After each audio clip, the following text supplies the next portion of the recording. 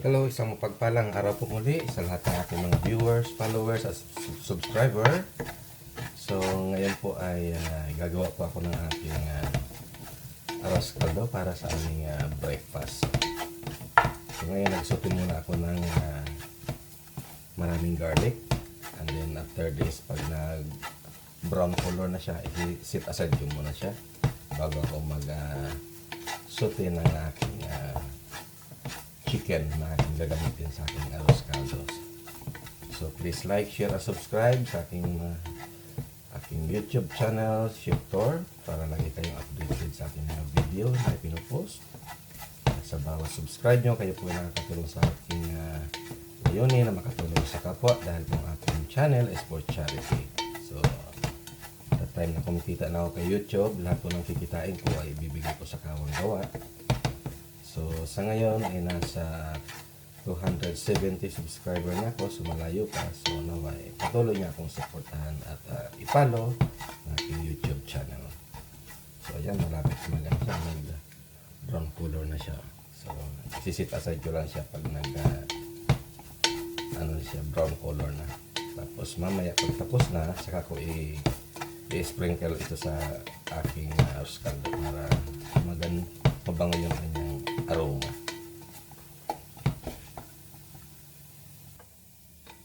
So yan, brown color na yung aking garlic. So aking set aside muna siya. Yan.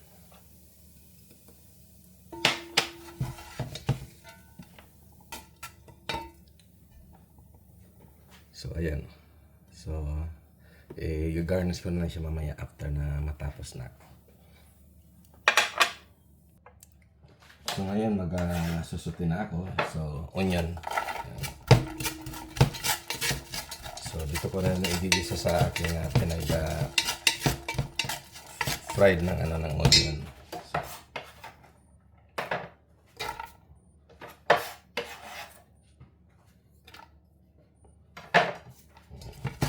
So malaki-laki itong kaldero na ating paggagawa ng arroz caldo.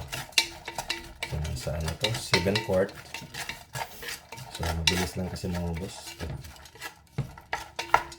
So, after natin masuti yung onion, so i-add natin yung ginger. Mas maraming ginger, mas masarap. Medyo spicy, yeah? Okay. So, i-add ko na lang chicken. Isaute lang natin siya. So, chicken arroz caldo ng aking ginagawa. So, isaute lang natin siya bago natin siya lagyan ng stock.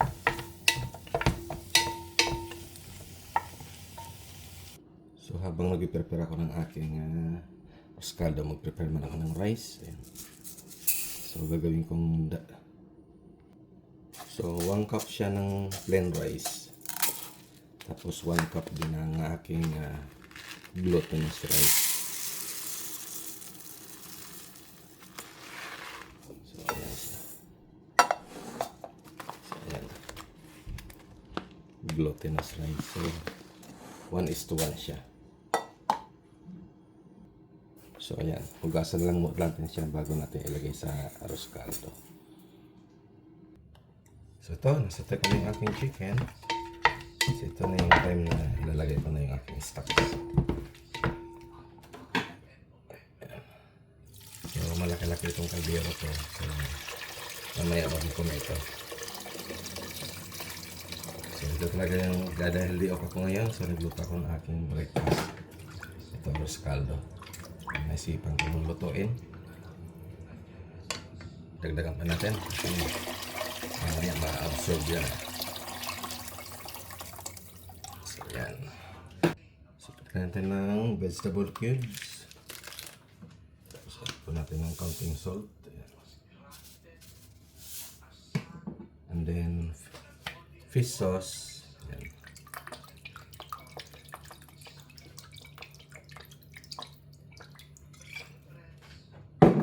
And then black pepper.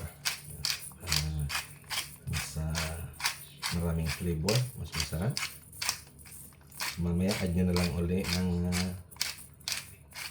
black pepper pag gusto nyo ng medyo spicy. So antay lang natin siya na mag-boiled bago natin ilagay yung rice.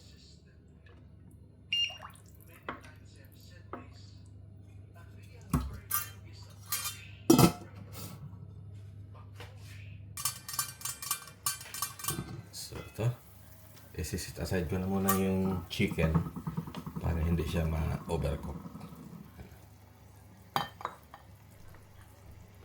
So pag medyo okay na yung aking rice, luto na siya, saka ko ibabalik siya. So ito yung chicken ko, isisit aside ko muna siya para hindi ma-overcook. So ngayon ilalagay ko na yung aking rice. Yan. So pag medyo luto na yung aking rice, saka ko ibabalik yung aking chicken. Yan. Make sure na wag pong didikit sa ilalim niya. So ngayon lalagyan ko siya ng konting turmeric powder. Yan. Para mas matingkad yung kulay niya.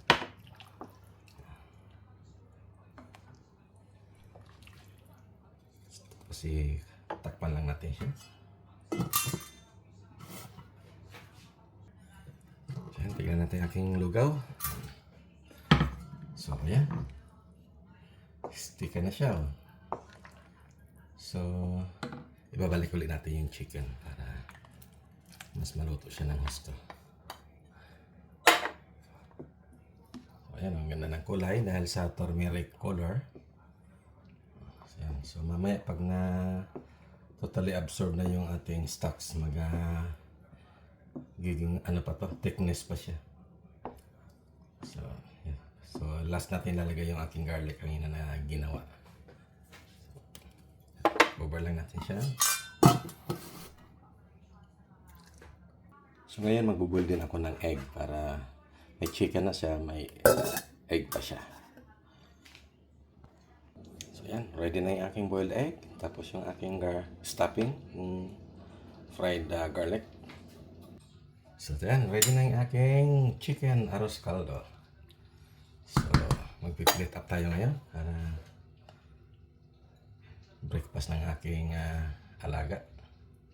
So i-cool down ko na siya kasi mainit pa siya. So lagyan natin ng fried garlic. Tapos isang boiled egg. So ayan.